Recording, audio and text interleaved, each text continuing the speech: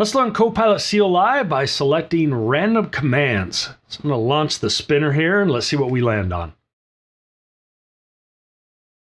All right, looks like plan, one of my favorites actually. So with this command, there's two ways to access this actually. We could do /plan and then give it a prompt, as you'll see here. And this will actually create a planning document that you could then use to implement the feature, the app, whatever it is you're going to do.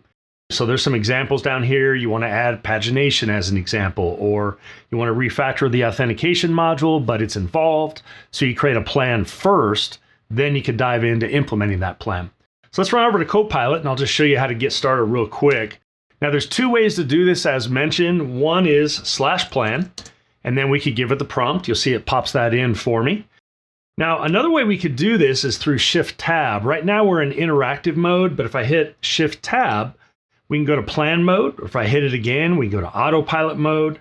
But let's go back to plan, and now I could just type my prompt here, and it would be the same thing. So whether you're in interactive mode already and want to do it this way, through /plan, or you want to do the Shift-Tab, you can just go that way, then either of these works. It's a great way to get started before you dive into writing any code. So to get started using it, you can give it a prompt. So for example, create an iPhone app for to-dos that can hit some type of APIs. Maybe we have add, edit, delete. And we also want to tie into Microsoft Foundry because we're going to add some AI-enabled features for these to-dos, whatever it is.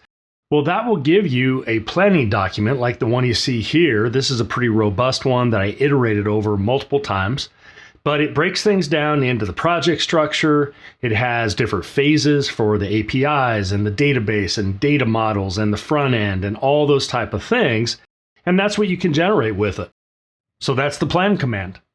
Now, if you'd like even more details on the different commands or how you can use Copilot CLI, then if we go back to our spinner page, you can click on Copilot CLI for Beginners course. And this will take you right to the course where you can dive right in.